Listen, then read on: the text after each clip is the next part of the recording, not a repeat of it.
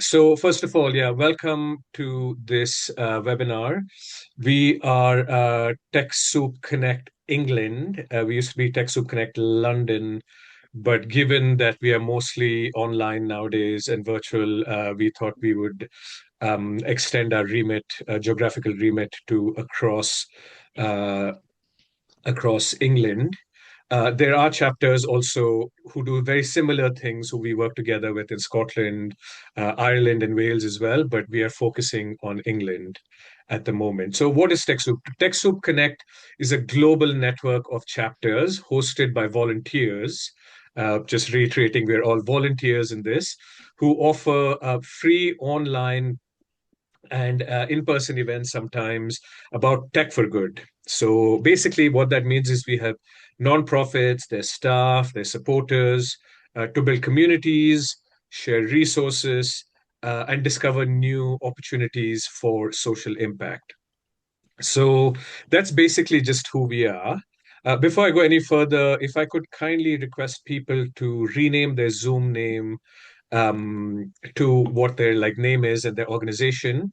And if you're feeling extra friendly, and this is a nudge from me, kindly introduce yourself in the chat and maybe say like, something that you're looking to get out of this or, what you had for breakfast, whatever it is, something just to show that you're not a bot. Um, so again, everything is being recorded. So not just your face if you don't want to be seen in the video, but also don't share anything confidential about your work. So if there's someone you want to slag off or whatever because something's not working in your office, this is not the place for it. Messages privately, I guess. But yeah, it is being recorded, so please don't share anything confidential.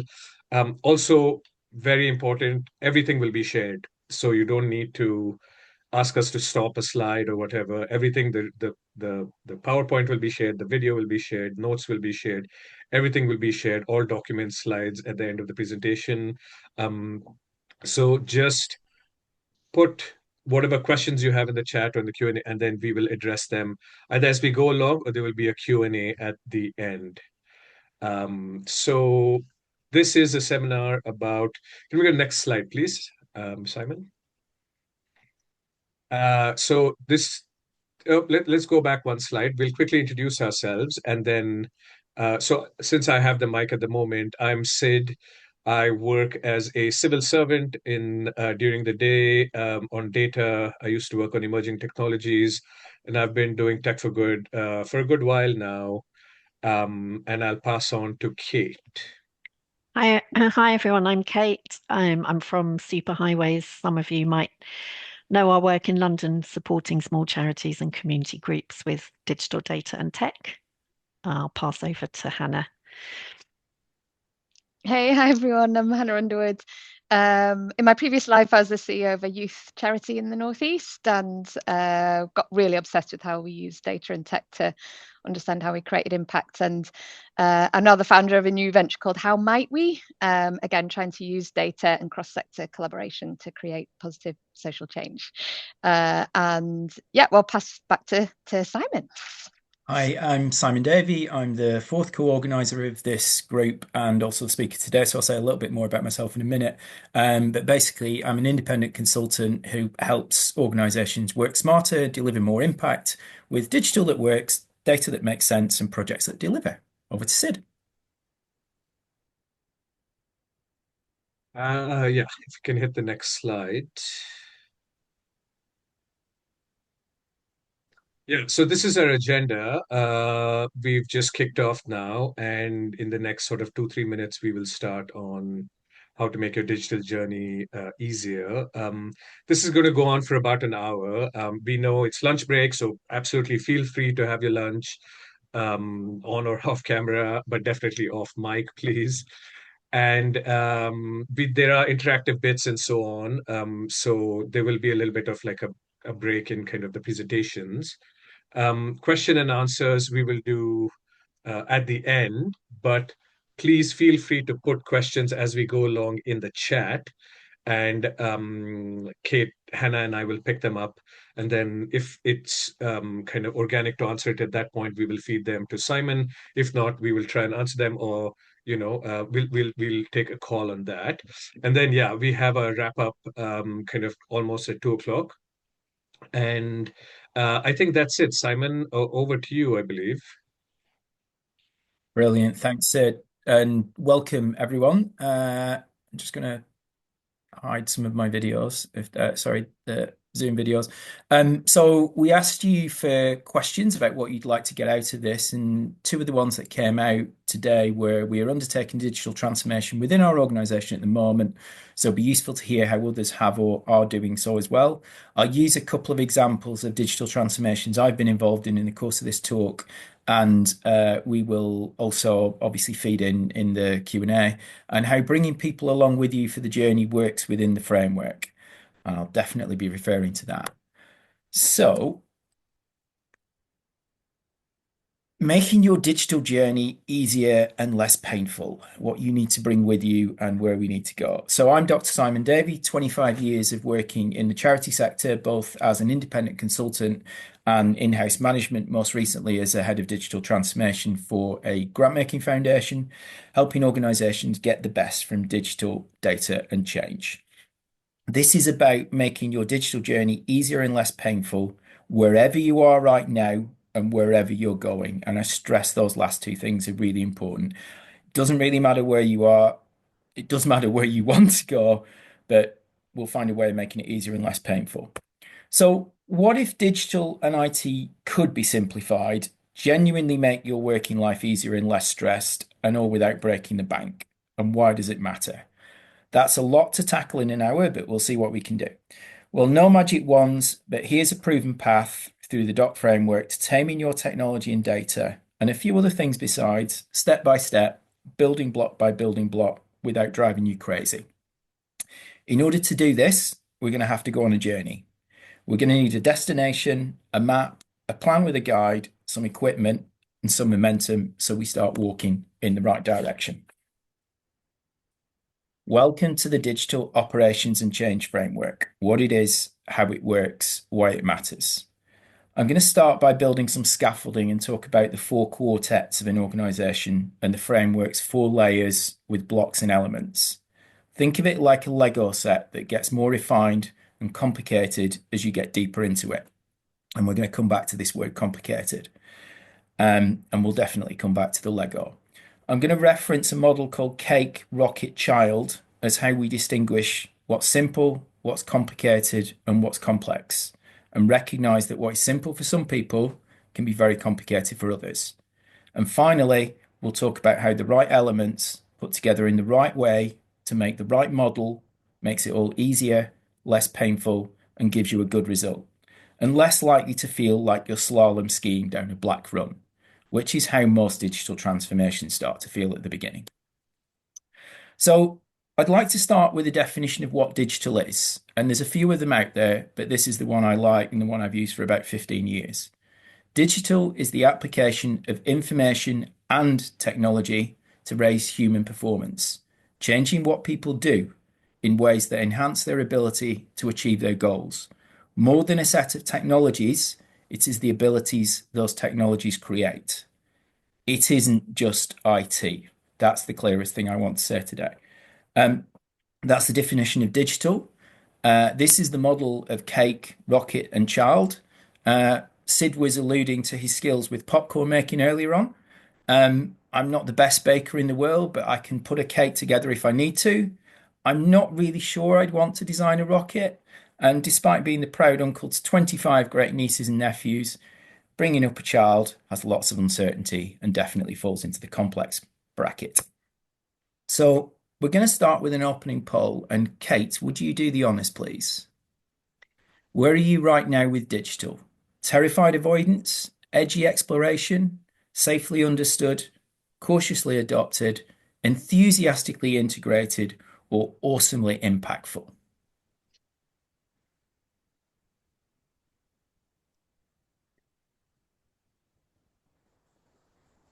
Oh, I was going to comment and then it all changed. Can you see that? Simon, I Yes. know all of us co-organisers can't vote, but yeah, you can see it coming in. And that's great. And I think we're pretty close to everybody. So I definitely want to talk to the person who ticked awesomely impactful at the end. But great to see we've got so many who are enthusiastically integrated, some cautious adoptions. Um, and yeah, if anyone who did tick terrified avoidance wants to say at the end, I can completely understand if you don't. But if you do, be interested to kind of understand that. And yeah, we've got some edgy explorations on that. So we've got a good group here. Thank you. Right. I will, if I close that, I can move on to the next slide, I think. Thank you. So, do we even care? I'm going to talk about care, consistency, knowing where we are, and what's next. So, every organization centers on four things, the four quartets, as I call them: people and well-being, the quality of their services, financial sustainability, and digital and operations. They all interlink, but guess which one tends to get the least attention? Why is digital the unloved fourth child, as I call it?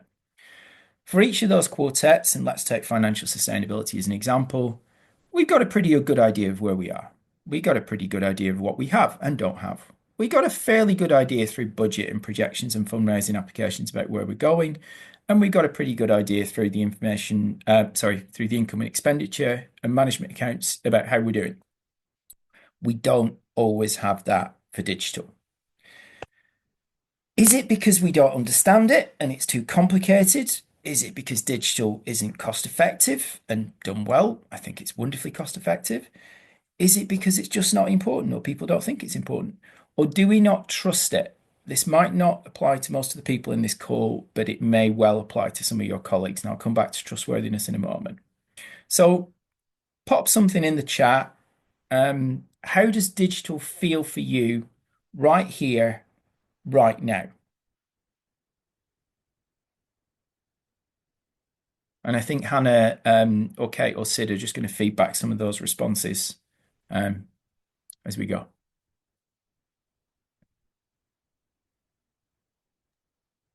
Yeah, so we've got one from Catherine saying puzzling but potentially helpful in time and reach and engagement.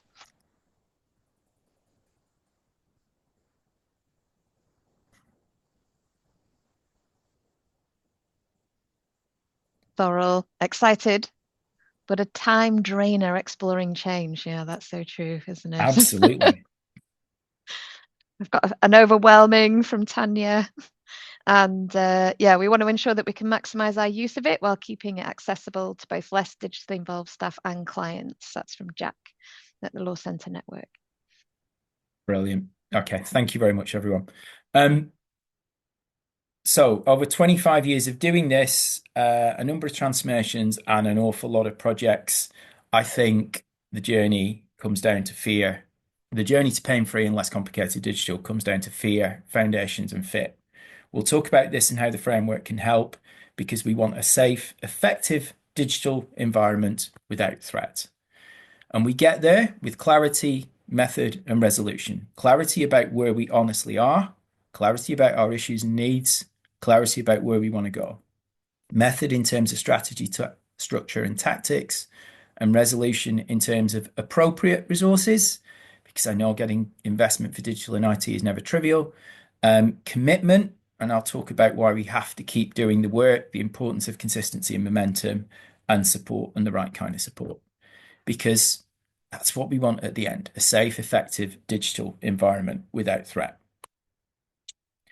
This is one of the key messages for today, and I think one of the key messages for strategy, whether you're talking about a functional strategy, an organizational strategy, or a digital strategy, or even a digital strategy, you need to choose.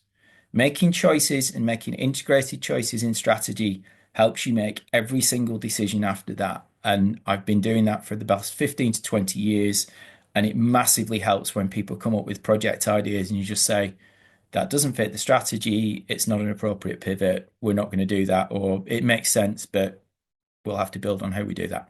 So this is a quote from a colleague of mine from a few years ago when we were having some challenges on getting clarity on choices and decision making. And They used to come out of meetings and they say to me, "What do they want, Simon? What do they actually want?" And I'd say, "I have no idea." And actually, I don't think they have either. And some of you might recognize that as familiar. Um, so we need to start somewhere and we need to make a choice. Apologies that there's maths on this slide, but I thought it was important in grounding where digital investment and resource investment and resource spend fits within this. So for every £1 million of turnover, your organisation spends £4,000 per working day, based on the fact that most organisations are working 5 days a week and 10 days bank holiday. For every £48,000 annual salary, and I appreciate that's not an average, and this does include on costs and benefits, you spend £36 an hour in staff costs. So what's the measurable risk and cost benefit of your digital and IT budget, and what's your digital waste if you're losing time in processes, in tools that don't work properly, in data that doesn't make sense, in projects that don't deliver, because that has real tangible costs? And where are you aiming, and how effective is what you're doing? Because you need something to aim at and something to hit the target. So let's start with a strategic intention or aspiration. I'm not going to talk about any clients today, but I am going to talk about a job I had a few years ago, and that was with the Legal Education Foundation. So a grant-making foundation in the access to justice sector, and I was brought in as head of digital transformation, and the first thing to do was build a digital strategy. So I spoke to all 21 colleagues, found out where they were, what they wanted, what their hopes and fears were, how that fitted with the organizational strategy, and we built out a digital strategy from that. And it started with this as an aspiration. We are a digitally enabled, people-centered, data-informed organization. Data-informed, not data-driven, absolutely. Digitally enabled, not digitally obsessed. That was really important differentiation. Providing a seamless grant-making, evidence-building, and policy-influencing experience, because those were the three things we did. We didn't just hand out money, and built on the skilled and effective use of secure platforms. And those last three bullet points were fundamental to about 80% of the work I did and about 80% of the decisions we made. They're pretty obvious. I mean, you want skilled and effective use of secure platforms, but if that's written down and nailed down and that guides all your decision making and everything you do, it's massively helpful. So 9 things, and we did put them on posters on the wall and we did talk about them a lot, but it's a lot for people to carry around in their head. So we narrowed this down to 3 principles. It's safe, it works, it makes a difference. If you came to Simon with an idea, or you wanted to use a new Teams app, or we wanted to make a change to this, that, or the other, I'd ask you 3 questions. Is it safe? Does it work? Will it make a difference? And this wasn't a horrible layer of bureaucracy. Sometimes we could answer those questions in about 30 seconds and get on with it. I'm all for being agile and getting on with things at pace. But it did help to make people think. So when someone came to me with a random Teams app or some really eclectic piece of specialist software platform, cloud-based platform, that we didn't know it was safe and no one had read the terms and conditions and what have you, and we weren't sure how it was worked. And I asked them the question, if you had to spend your own money on this, which clearly we weren't going to make people do you think it would make any difference to the way you work or what the organization is trying to do? And those 3 principles help cut out a lot of the, shall we say, less helpful things we could have done and spent money on to no good effect. So making the map, and we will come to this framework fairly soon. So where are we? What do we need to do? And how are we going to get there? I think one really important question in this sector, particularly in terms of smaller organizations, is what am I responsible for and what do I need to do? Because when you see this framework and this map in a moment, it's going to look a bit big and scary. But I make no apologies for that because digital is a little bit big and scary. It's complicated, but we want to make it easier. So I don't want you to answer this question now, but I do want you to keep it in mind. So let's assume you've done some basic discovery, talk to people, and you have your strategic intention. Introducing the Digital Operations and Change Framework. 4 layers and 15 blocks to help you better manage your digital operations and change. Every block whether it's policy, compliance, security, and risk, drills down into more details, the elements we talked about at the beginning. So think of this as building your Lego set. We'll largely stay at block level for the rest of this session, because there's a lot here, and clearly we've only got an hour. So looks complicated, a bit rocket-like. So how do we take this and make it simpler? I think there are three incredibly important blocks in this framework, and they're all in the mechanics layer. If I just go back to that, you'll see the mechanics layer is the second layer down. And we're going to talk about the Trinity and its internal tensions, which is this: ways of working, platforms and tools, and data, information, content, and truth. And I make no apologies for not just calling that data, or calling it information for that matter. I call them the Trinity because they intersect all the time, and every time you change one, you impact the other two. They are how you do stuff, the tool you do it with, and the raw material you use. I want to drill down into this because it's a massive gap in a lot of organizations. What do you even have and where are you? How do you do stuff and what with? So I'm going to talk a little bit now about user stories, and I know a lot of you will be familiar with user stories and jobs to be done. So user story format: as a user role, I want to do something so that I can achieve something. The old story around jobs to be done is no one ever buys a 1/4-inch drill. They buy something because they want a 1/4-inch hole. So what are your outcomes and capabilities, and how do those tools and data fit within doing that? This is a project I worked on last year. It was a client who had some guidance on a website, and it had been recognized for a little while that it wasn't, let's say it was less helpful than it might have been.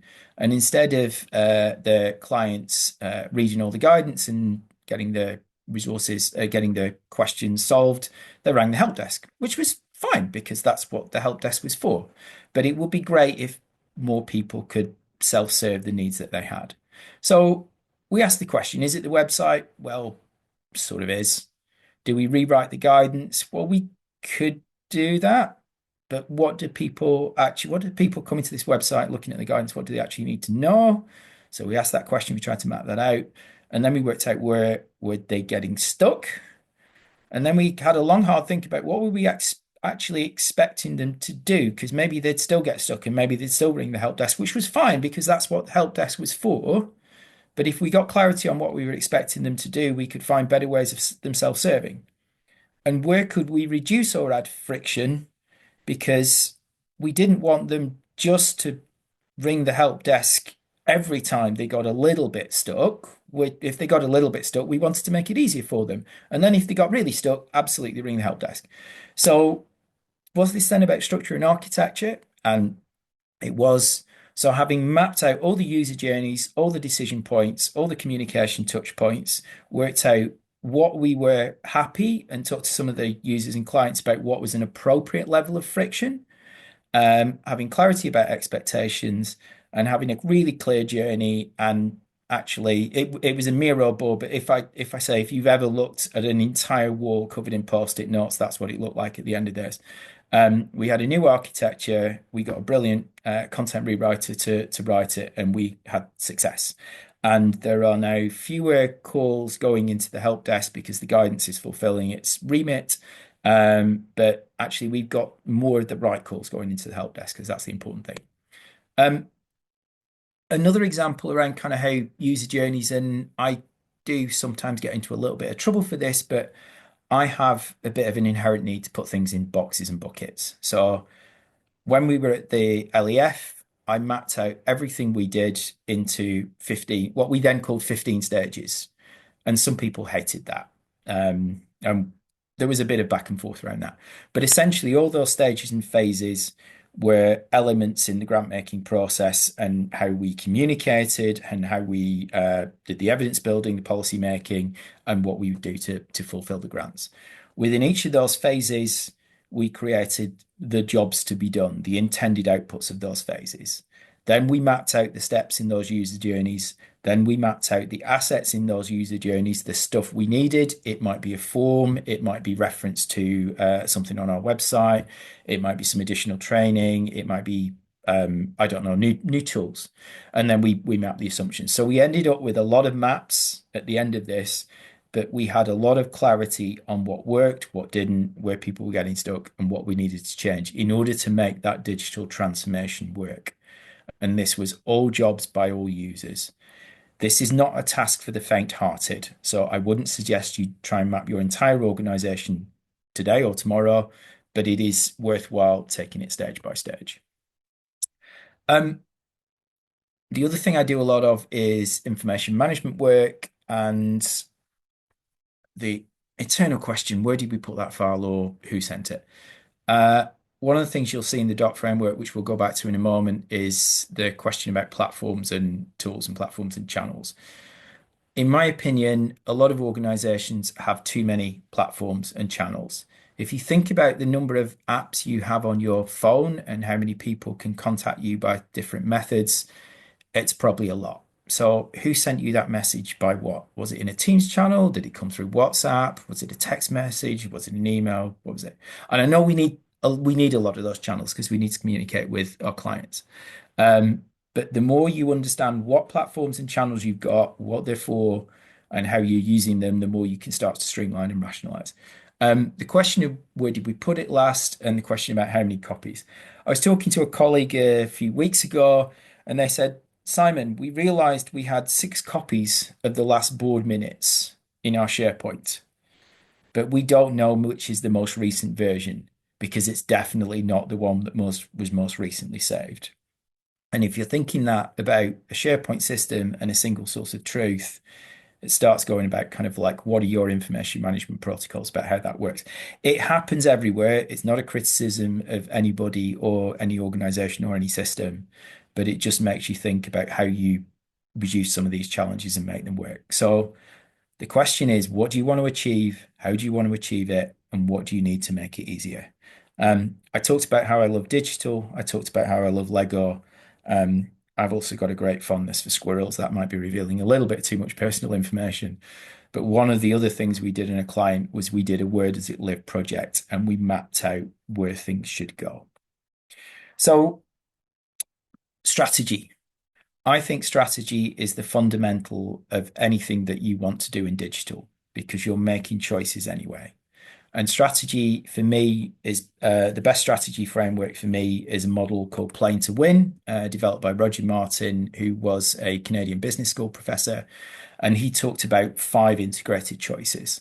So I've adapted this for digital strategies, database strategies, and other functional strategies as 4 key questions. What's your aspiration? Where do you want to focus your attention? How will you be successful there? And what capabilities do you need to meet those other 3 requirements? And if you can answer those 4 questions, it gives you a really, really clear direction of what you can do and provide support for decision making further on. Hannah and I were discussing this the other day and talking about, would you not put strategy first? And if I could, I absolutely always would. But not everybody's excited by strategy.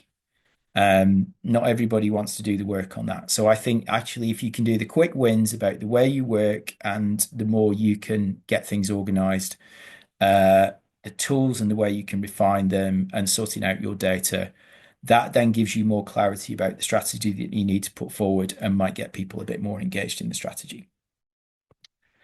So definition of strategy, and it is very business school oriented, but I think it's also quite clear direction and scope of an organization over the long term, which achieves advantage in a changing environment through its configuration of resources and competencies.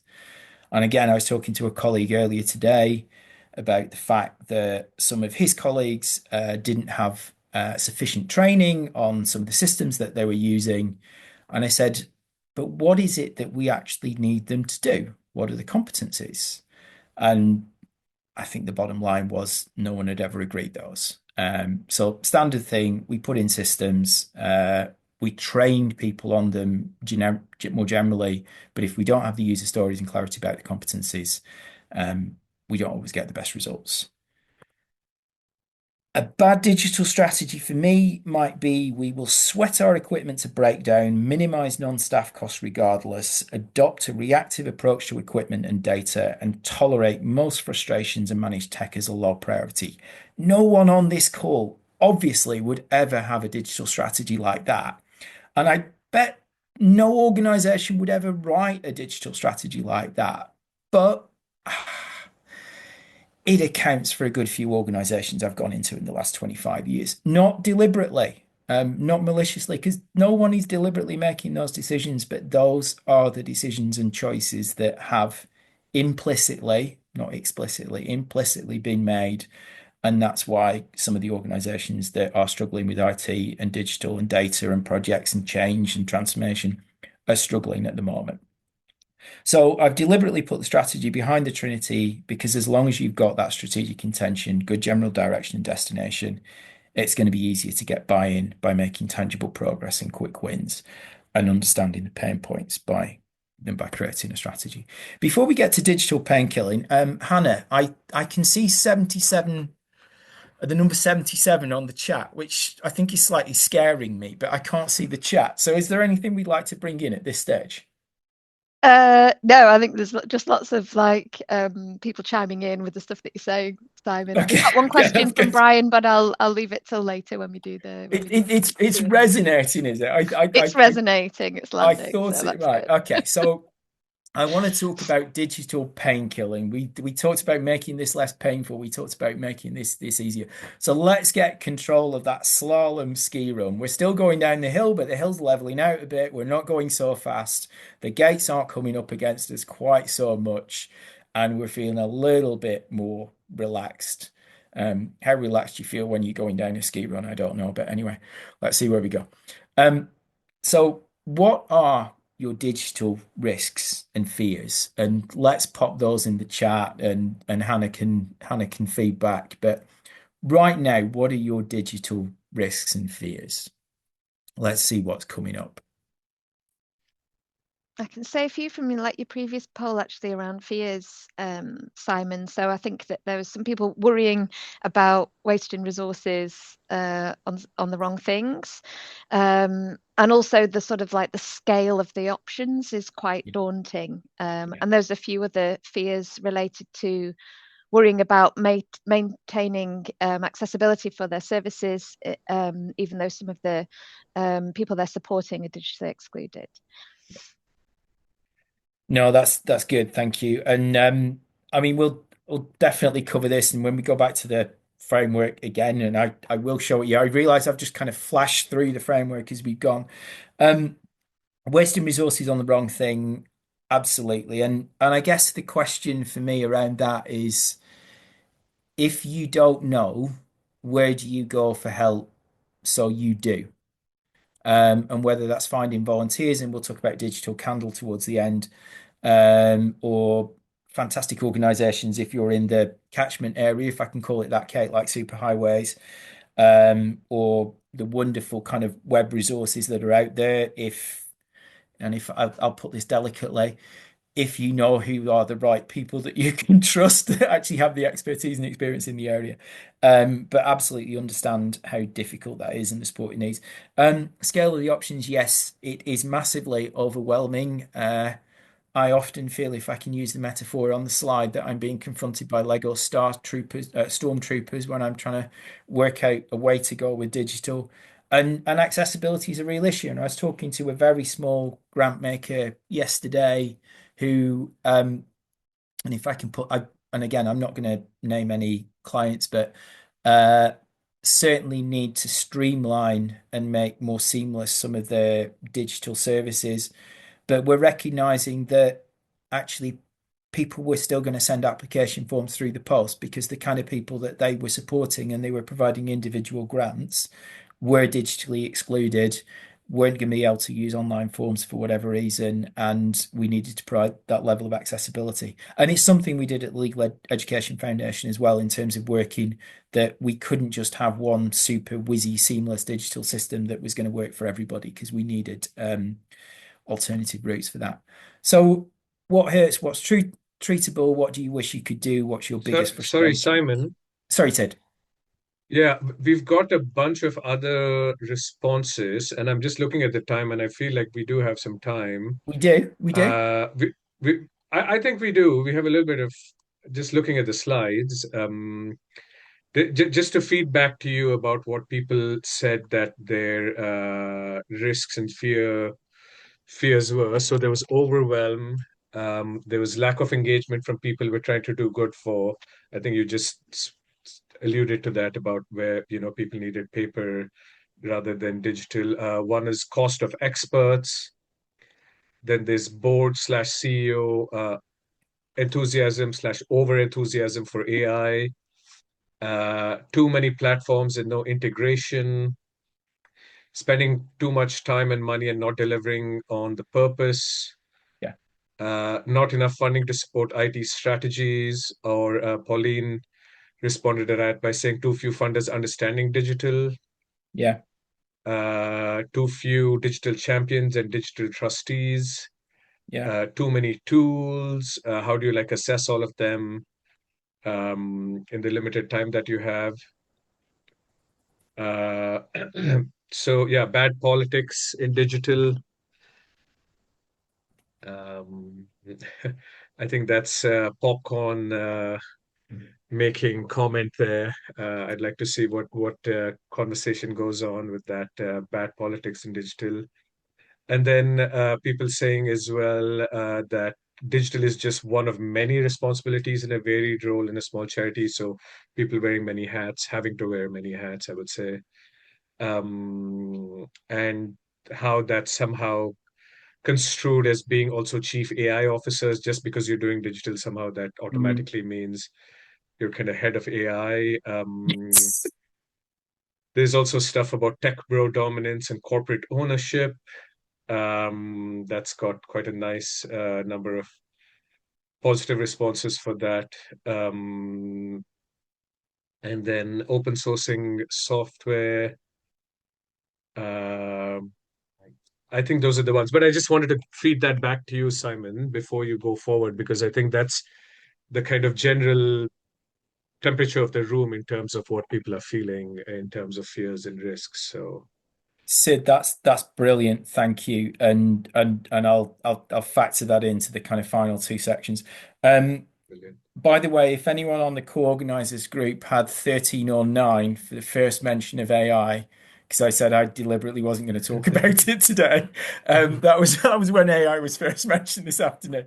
Um, one of the one of the interesting things about all those points, wasting resources on the wrong things, scale of options and overwhelm, accessibility, lack of engagement, cost of expertise, not delivering on the purpose, bad politics, too many hats. They're not digital specific. They're organizational problems. And I think that's one of the things I want to talk about it today, want to talk about today in reference when we talk about digital as the unloved fourth child. And we need to find a way of addressing that. Um, Funders not understanding digital, I'm well aware of that. I was in a roundtable meeting earlier this week, and I think one of the things that did come up into that was my frustration that sometimes funders are looking to fund innovation and what I call bright, shiny toys without thinking about kind of what's making the difference.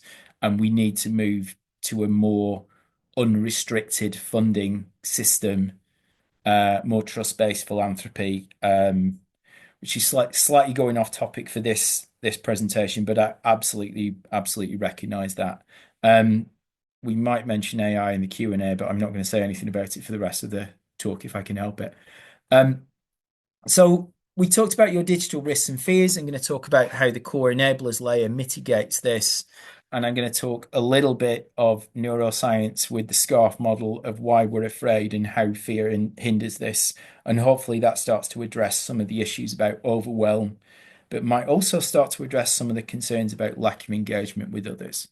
So this is the SCARF model. David Rott is a fairly eminent psychologist and organizational development person, and he talks about SCARF as psychological threats.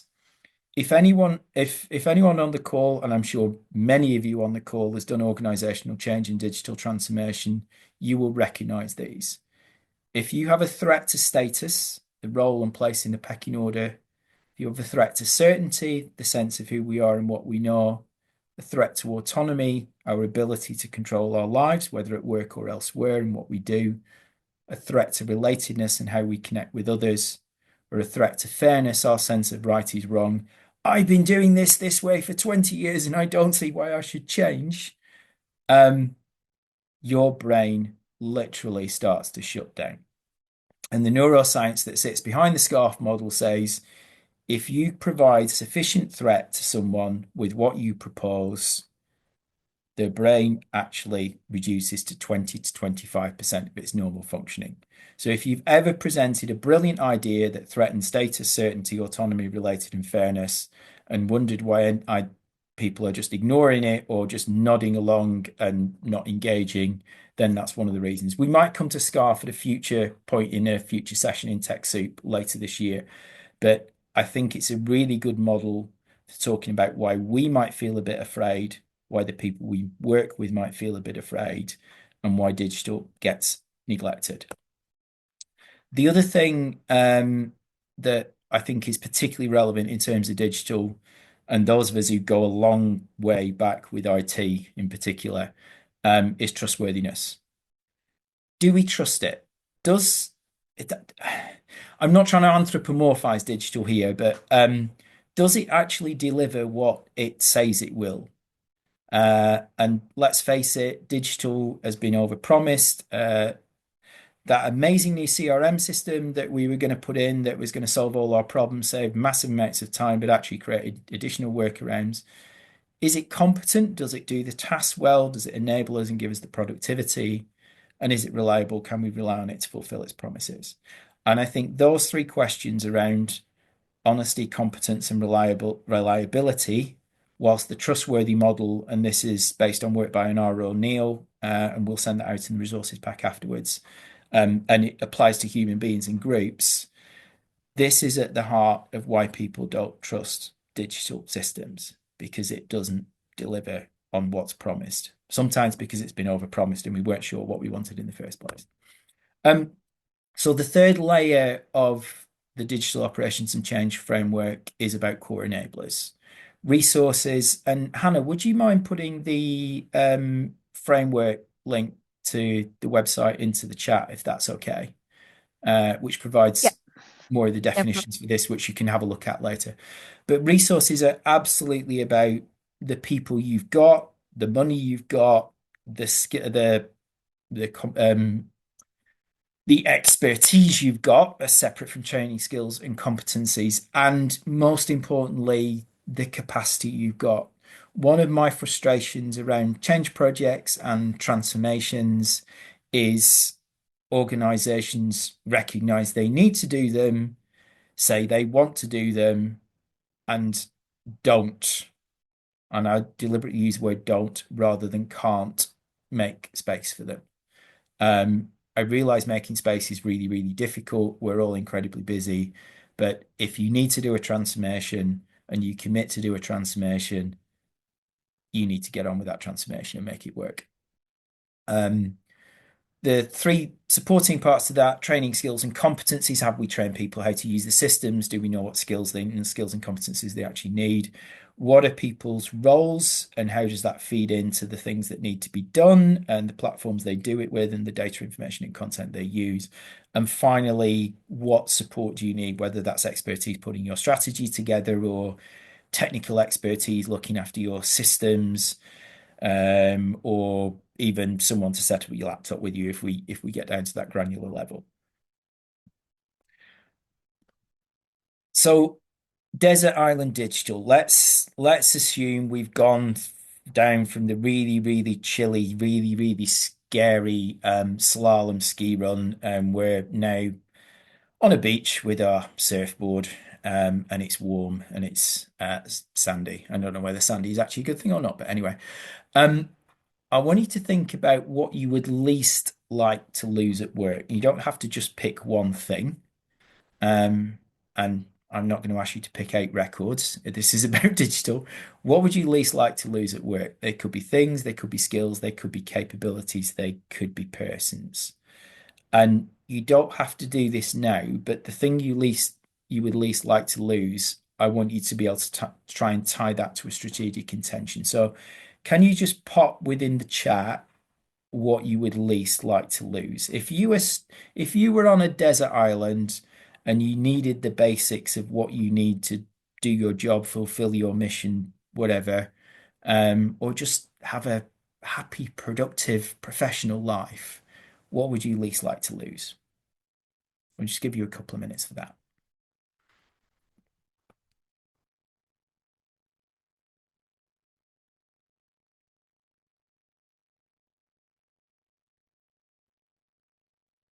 So we've got a mixture of stuff coming through. Either people or equipment, basically. Okay, How it's that's good. and sort of knowledge, Yeah, that, so, and obviously that's tied up with people, as well as, like, yeah. creating a way of holding institutional knowledge, but support people to support knowledge of the organization, and then, yeah, physical stuff, laptops, internet connection, and it sits on desk. That's good. I'll just give my perspective on this. So I think I would want an internet connection. I think I want a good laptop with Office software. I think I want a coherent filing system. I think I want a notes app on my phone because I like jotting things down and getting them out of my head when I'm going for a walk, whether it's a desert island or not. Um, I think I'd like a database and email. Maybe not email, maybe just a kind of communications channel that worked, plus a trusted external colleague. Because whilst I quite like working on my own, I do like to be able to talk to people and bounce ideas off people as well. And ChatGPT isn't the be all and end all of that by any stretch of the imagination. And I'd like the cash flow to pay the bills, because I think that's kind of really important. Because I'm presuming I still need to do a bit of trading. I mean, I'm definitely not the sort of person who's going to be building my own shelter or collecting my own nuts and berries on an island. Not because I don't want to do that, just because I'm not very competent if I ever got washed up on a desert island. But this is being recorded, so I'll not go too much into my incompetence about what happens if I ever get washed up on a desert island.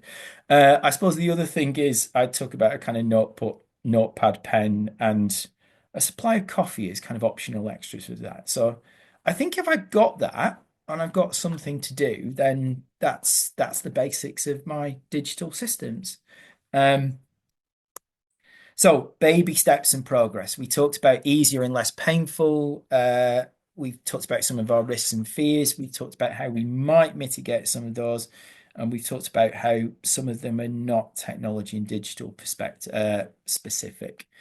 So the DOT framework, digital operations and change, is just that. It's a framework, but hopefully it's something that helps you bring clarity by helping you build out your map, make a choice of prioritization, and move forward with the help you need. No project, whether it's cloud storage, CRM, or website, sits in a single one of those blocks or even layers. And that emphasizes the fact that digital is complicated. So a bit like that rocket, more than making the cake. But deconstructing it is one of the things that helps us make it simpler and easier. So before we finish, and I realize the word balance sheet might freak some people out, but please don't worry about it. I'd like you to start sketching your digital balance sheet. No accountancy skills or technical skills required for this one, I promise. Just 3 columns. If you've got a document open handy on your laptop while you're watching this, or you've got a piece of paper to your side, 3 columns. What's great about your digital at the moment? What's okay? And what needs attention? And essentially how we're balancing the assets and liabilities of what we got. And once you started sketching that out, if you can pop something in the chat and we'll just have a quick discussion about that and what you think of your assets and liabilities. When you pop them in the chat, can you indicate with an A whether you think it's an asset or an L whether you think it's a liability? Because I really don't want to misinterpret this one.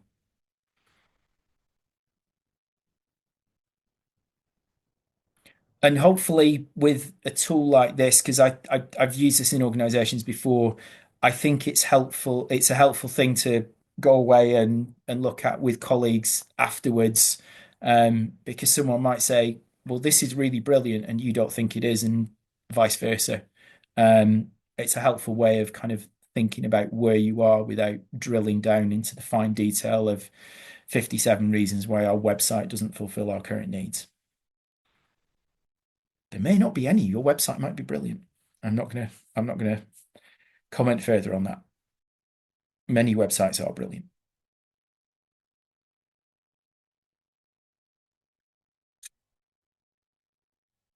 Anything coming up? Because my chat is now locked on 99 plus, Hannah, so I don't know if you've got... No worries. Yeah, we've got one from Catherine saying stuff that needs attention is Insta, free MailChimp, Facebook, and X.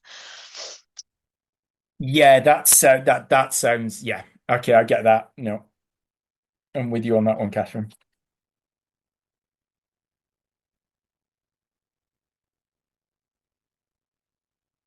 So we've got Ben with a liability being Power Automate. Saying it's hard to build automations. And yeah, other liabilities, old tech, but feeling scared to buy new. Need to buy, but sort of scared of making that change. Yeah.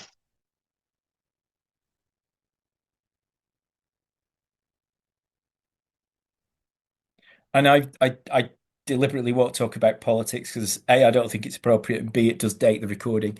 But the price of laptops and computer memory has fairly recently gone through the roof, and that's not a helpful thing, I think, for any of us. I guess as well, a fear of changing to a new laptop.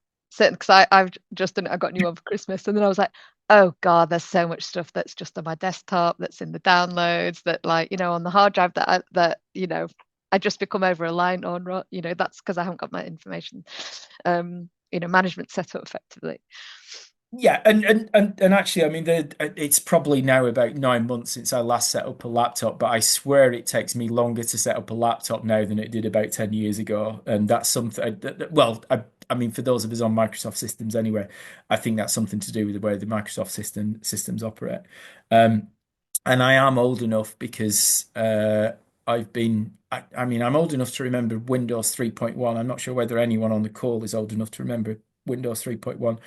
But there was a lie perpetuated by Microsoft in, I think, 1998, where they talked about plug and play. You could just switch things on, plug things in, and everything would work. And 27 years later, and I still don't think we're there. But anyway,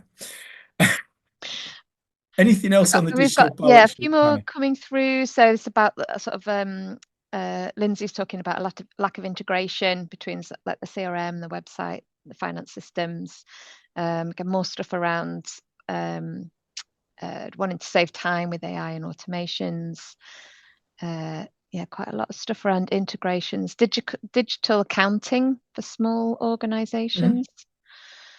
Asset here, secure workspaces. So lucky to have IT technical support. Lots of small charities don't. You end up with the accidental techies, don't you? That's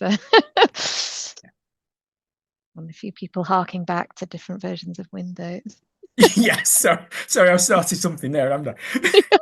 You're triggering people.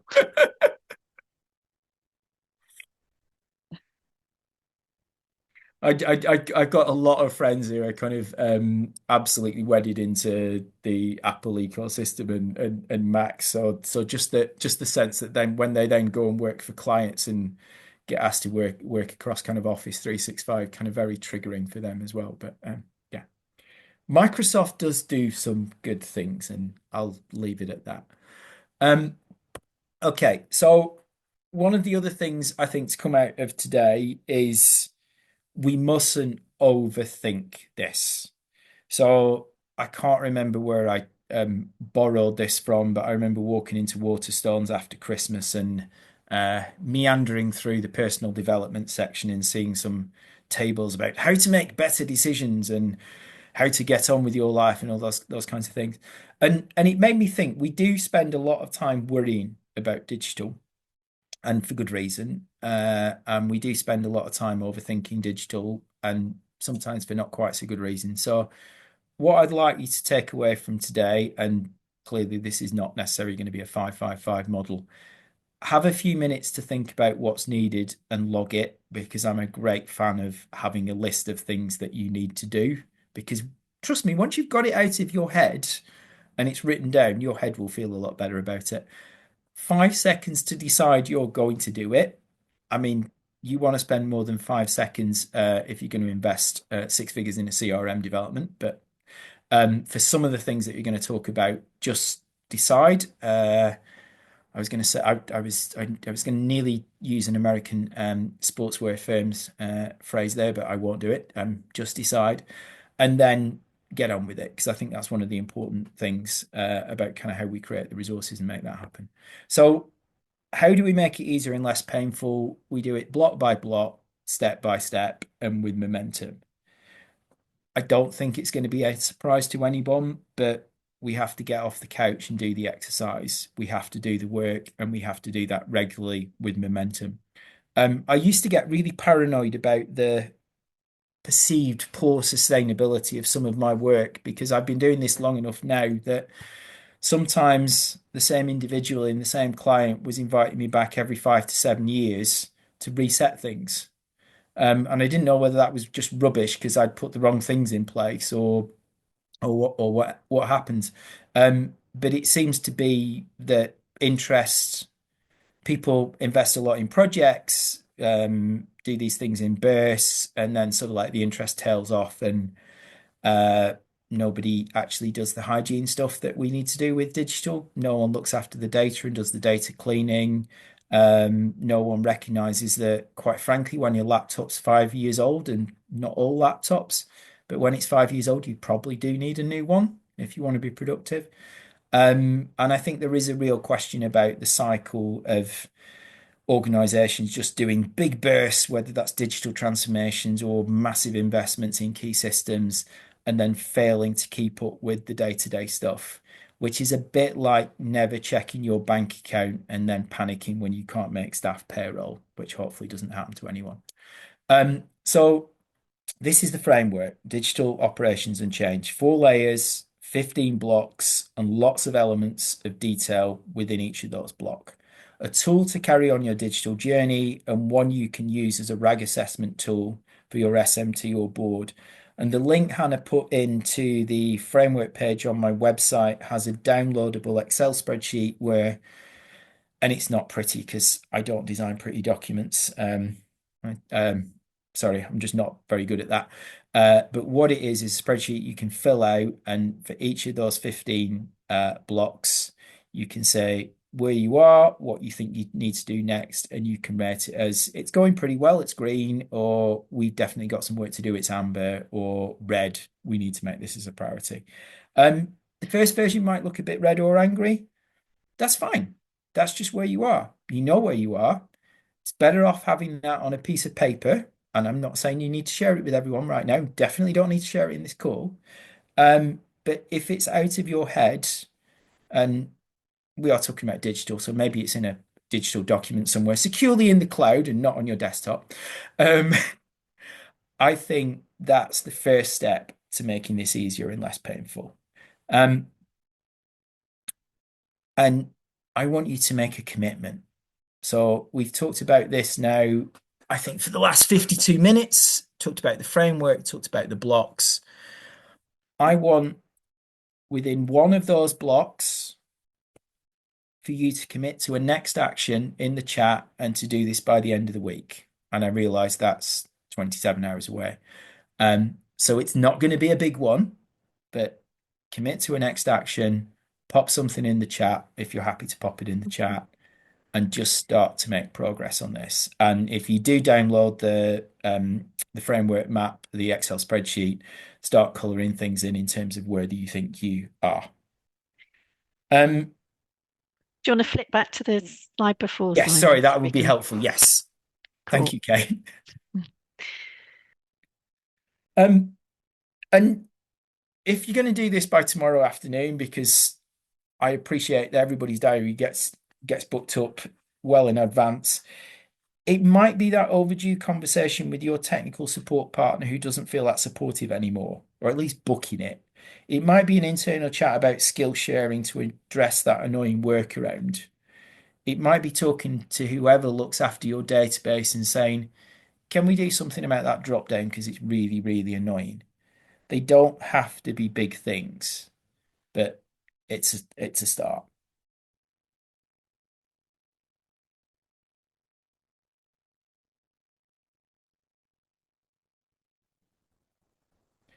Are we okay if I move on? Yeah. So here are some resources. My link, www.drsimondavid.co.uk, TechSoup England. We've got some great recordings of our previous events. Digital Candle, I mentioned volunteers, is about some support you can get for advice and moving things forward. And it's surprising how many things get fixed relatively quickly when you can frame the problem and hand it to someone who goes, oh yeah, I've done something like that before. We just do this, this, and this, and so on. I appreciate not everything's that simple, but some of those things can go away quite easily.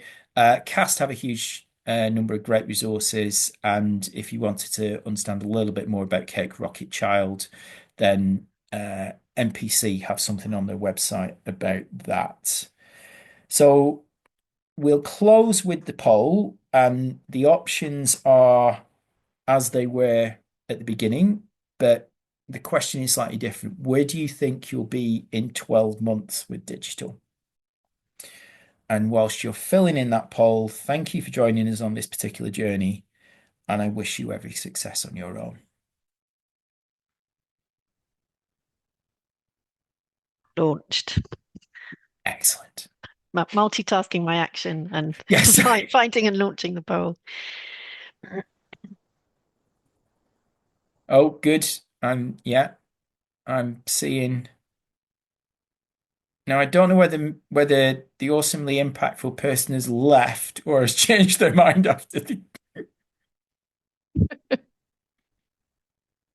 But we're definitely getting more of a bias towards the. Oh, sorry. Awesome. Thank you very much. And we've lost the terrified avoidance, so that's good. I think hopefully that's the same person, and now they're thinking in 12 months' time they'll no longer be terrifiedly avoiding things. That's great. And it's terrifiedly. That's not definitely even a word, but you know what I mean. yeah, and it's definitely kind of skewing more towards the end. So yeah, that's really Yeah, positive. we've got more enthusiastically integrated now that seem to have boosted themselves and cautiously adopted. Brilliant. So yeah, some movement in the right direction. Moving in the right direction. Excellent. Right. I think share results. That's what yeah. So hopefully everyone can see that and just get an impression of it. Right. I think I'm nearly there. So this is a bit of my Lego collection. And if we go back to that, that's my Lego parallel for how things fit together.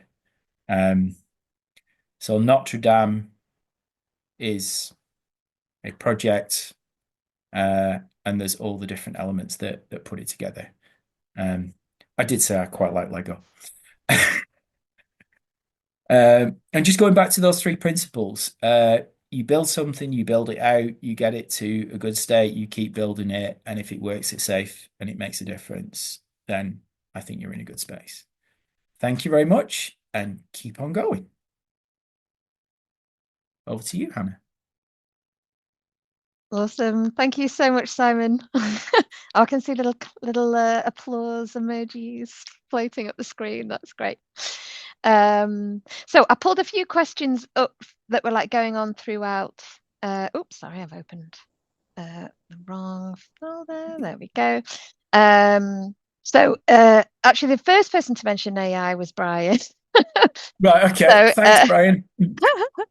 Let me see. So his question was, so this was referring to when you had the 3 questions, is it safe? Does it work? Does this make a difference? So he was Yeah, wondering, how could you balance those 3 questions in the age of AI and rapid experimentation? good question, Brian. I suppose it depends on what you mean by safe and what your risk appetite is for making a difference. Because if we're talking, I mean, if you want to put a CRM system into an organization, it is definitely complicated, but there are methodologies for doing that, and quite a few of us have been round the block and done it before. Um, AI is evolving in such a pace. I'm not sure whether there's definitely best practice, but I think that best practice is evolving. There's definitely blueprints, and that those blueprints are evolving. But it's not as it's definitely more in the kind of complex than the complicated bucket. It's definitely not simple. So I think you have to decide as an organization to what extent you're going to have those boundaries and guardrails on the safety, um, to what extent you're going to do experiments, because experiments by definition don't just work, otherwise they wouldn't be experiments, and how much time and effort that you want to put into that, and accept that if you make investments, some of those things are going to go really well, and some of those things are just going to go, well, that didn't work, and we're going to need to evolve it or we're going to need to adapt it. So I think that's the thing for me about AI and anything that is truly innovative. You have to decide how important it is that this works.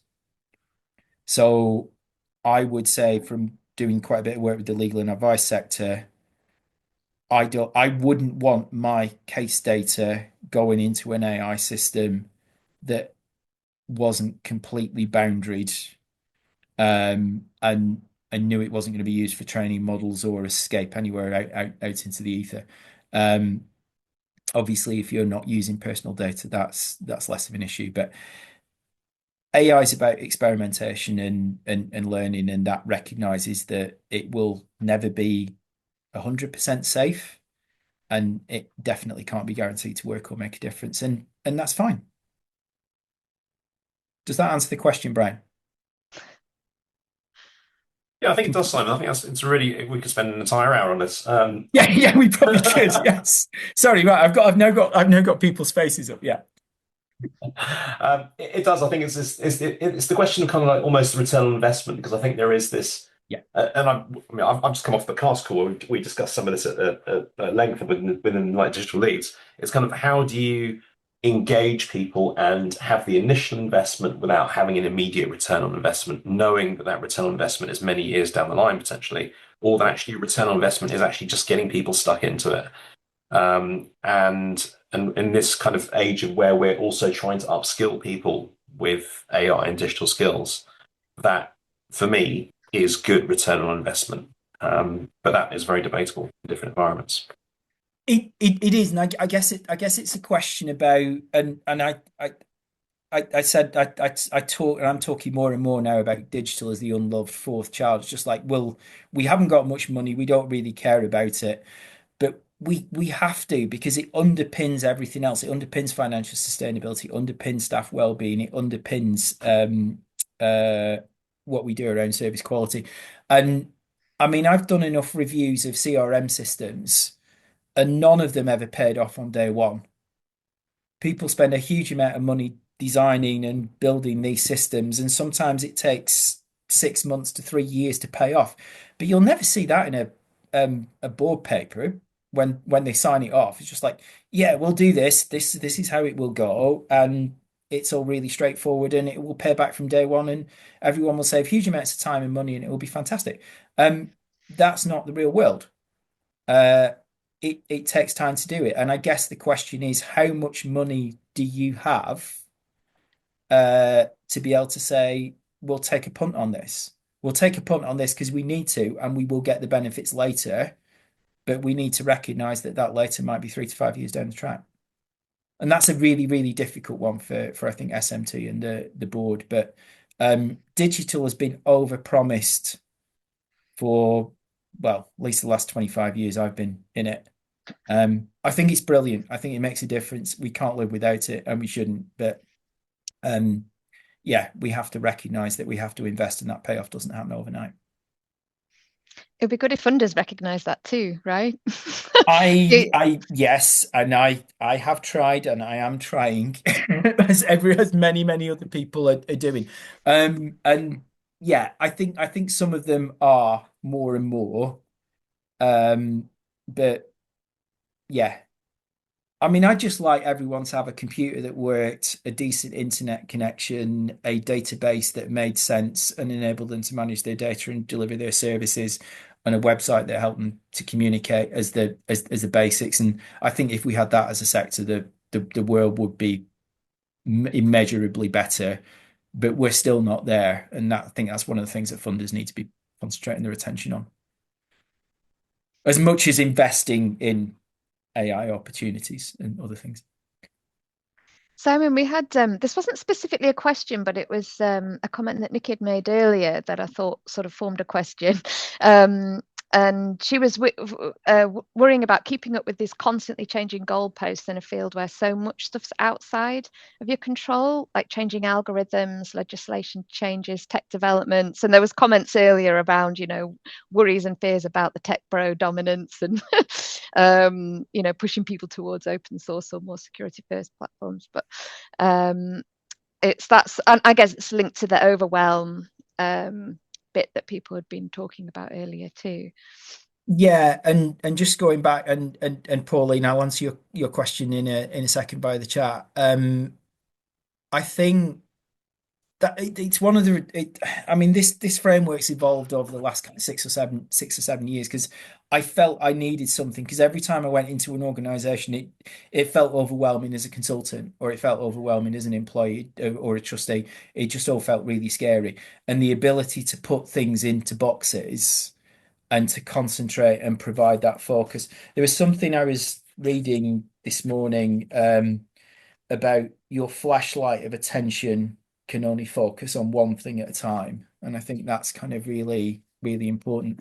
So I think what I'd say is pick a box, drill down into that box. And if you download the explanations of the boxes from the website, um, uh, you can see what you want to focus the attention on. And that's why I think coloring in that Excel spreadsheet, again, not the prettiest Excel spreadsheet in the world, is really useful, because you can see what you need to focus on first. But if you don't know, get help. And I know that help isn't easy, and I know that help isn't always free, but it does make a huge amount of difference. And there are a lot of volunteers out there, and I mean, certainly I've said this before, if anyone wants to reach out to me with a query or just ask a question, I think most of the consultants who work in the voluntary sector around tech and digital are happy to just have a chat or answer a query. And sometimes we can make problems go away quite quickly, because we just go, oh, it's that, is it? Right, okay. I now understand that. I think maybe you could do this or do that. And that's not making choices for everybody, but yeah, I think you've got to do this one piece at a time. It's horribly complicated. In talking about easier and less painful, it is very complicated. There is a lot there, but if you map it out and you get it out of your head and you decide which bit you're going to focus on, um, you just keep going. You keep going with momentum, and you get the support when you can, and that's the only way to do it. Yeah, I can't make all the pain go away. I don't think there's any magic wands for this or silver bullets. And I think some of us have been looking for them for a very, very long time, and they're just not there.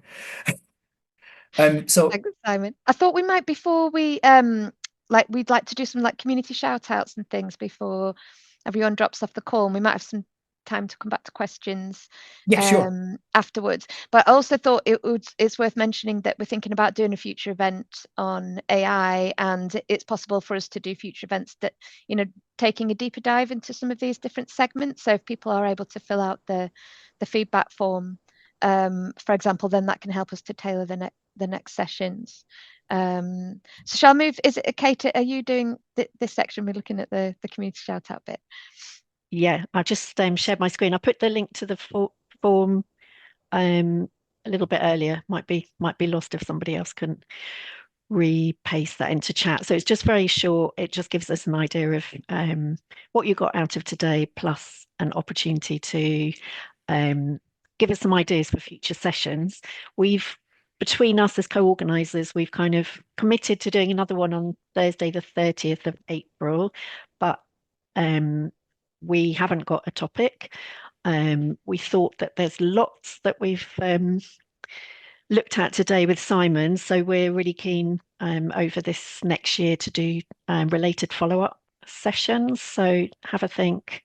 Let us know in chat or in that feedback form.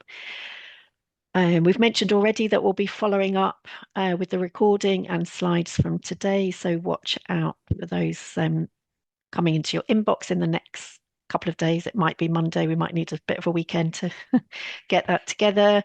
And yeah, stay on. One more thing before you go, though, we normally have a little bit of space for people to share other useful resources, events, networks, something about you or anything that's helpful for this community. So maybe whilst we're carrying on with Q&A with Simon, if there's other things that you want to share, do take the opportunity, and we'll actually pull together the chat, all of the resources shared in chat, as well as anything else that you're sharing. So that's it from me, really, and we can come back and see if there are some other questions for Simon.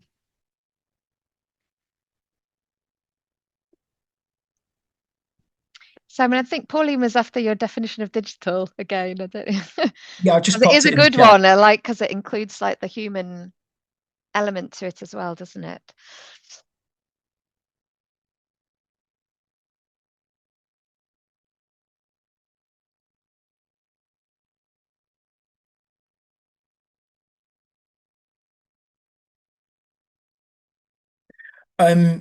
Somebody made a point about passwords a while ago in the chat. Password managers absolutely kind of changed my life. A, because I can have more complicated passwords, and B, I only need to remember one and I can use it on any device. It's just a game changer.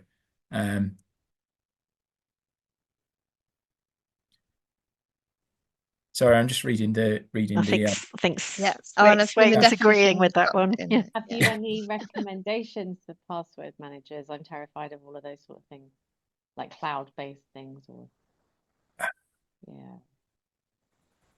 I mean, for me, in terms of what I've used, one password Dashlane. I don't know if anyone else has got any thoughts.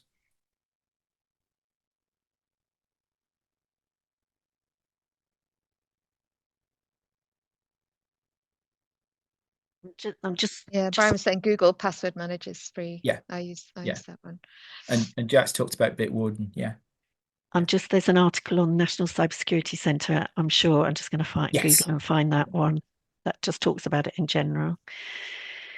I suppose one final thing about kind of success in transformation and having done a few of these now, make it visible, make it matter, make it trustworthy, decide what to do, then get on with it and keep going. Because if you don't, I think that's when you end up coming back in 5 years' time and trying to redo it.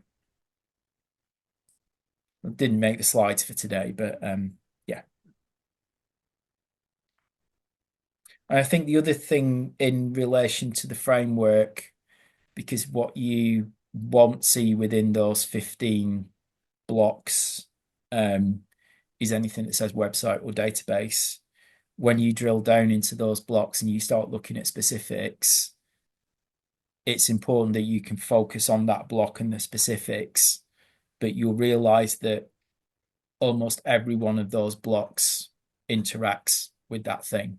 And that's that whatever that thing you've drilled down to is. And that is just the reality of it. So you're writing your information security policy.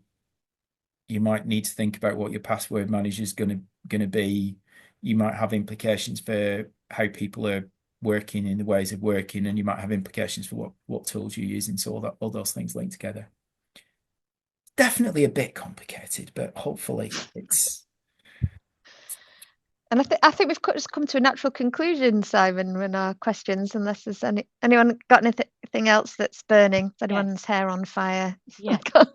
I've put it in the chat, the people leaving thing and how to handle it with the passwords. That's very, very important. And I've seen it really badly handled with looked after children and not having access to stuff on phones and things that staff have taken. It's got lost completely. So how do we handle people? I don't even know. I don't have a team yet, but how do we handle things like people have got devices, they've locked them down so nobody can get into them, not their own personal ones, but ones that the organization's given. How can that be avoided? Okay, so I was technically responsible for this on a day-to-day basis. So you need a really clear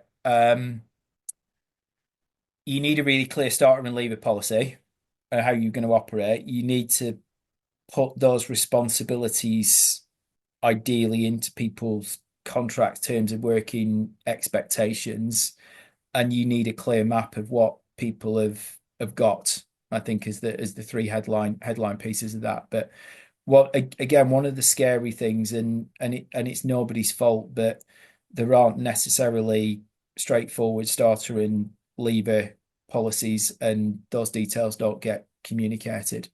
But you should have the ability, as I did when I was head of digital transformation, that if someone left or a phone got lost, we could remotely nuke it. And clearly, if it got lost, then that wasn't ideal because there'd be a cost implication to that. But certainly, any data and things shouldn't be being stored locally on phones anyway.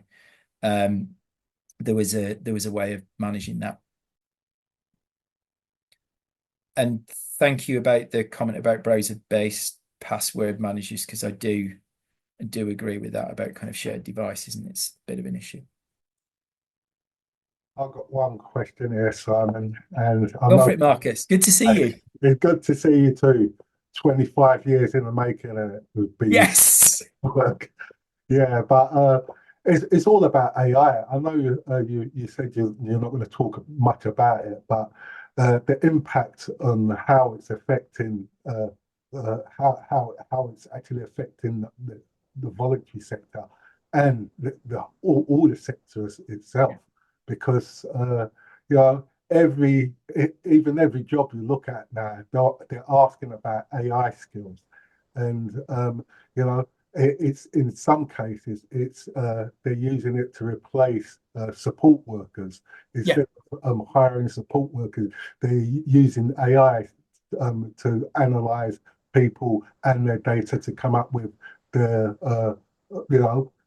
to signpost them to the relevant in the relevant direction. What is your maybe having a session on specific AI and how it affects the sector itself would be nice.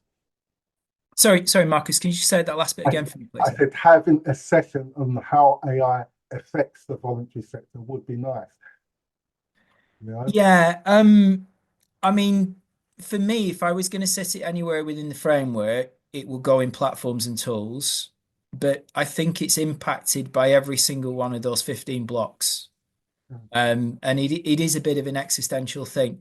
But my frustration, and this is where I think the core enablers layer of the framework comes in, we need to be talking about skills and competencies, and we need to be talking about the skills and competencies of the tools the AI agents, if we go down that road, and we need to be thinking about roles. I'm still ambivalent about AI. I use Gen AI, I use ChatGPT, I use AI that's kind of built into other things, Copilot a little bit. I don't do massive amounts with it. But I think we're still not sure what it's for, what it can do. And I think people are making bad decisions, not people on this call, but even quite big organizations are making bad decisions because they've gone AI, bright shiny toy, promises. We're not going to think we're over promising. We're not going to think too much about it. We're just going to get on with it because we don't want to, we're scared of being left behind. And the challenge is you need a strategy. And as much as when we're talking to Brian earlier, yes, you give yourself space for experimentation. If you got that strategy, if you've made some clear choices, if you've mapped your roadmap out, and you might be going off in different directions and taking detours, and that's absolutely fine. And you might not get to the end when you think you get to the end, but that's it. But I am concerned that people are just doing stuff and firing people. And there's lots of stories about kind of organizations like Duolingo and everyone who went to AI support and then realized it didn't work and had to rehire a bunch of people because that's what the customers wanted. So I think we will see that coming back round. But again, if you've got that, if you've got a strategy that's solid integrated choices that helps you make decisions, then I think organizations will make fewer bad ones. But how we cope with the organizations we have to work with in the wider system, that's a bigger question. Maybe that's something you and I can pick up separately, Marcus, and we can see if we can bring that back. Okay, yeah, that'd be nice. Thank you.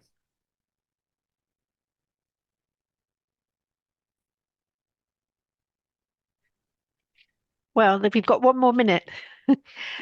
Anybody, any other quick questions, Hannah? Or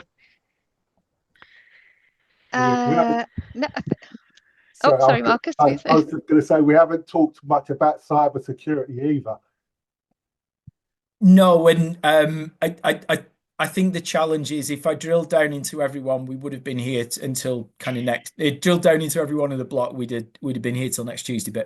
But absolutely, it's critically important, and it's in that direction and oversight layer at the top because it is utterly fundamental. Very much agree with Brian's point in the chat. FOMO is not a strategy. Yeah, absolutely, Brian.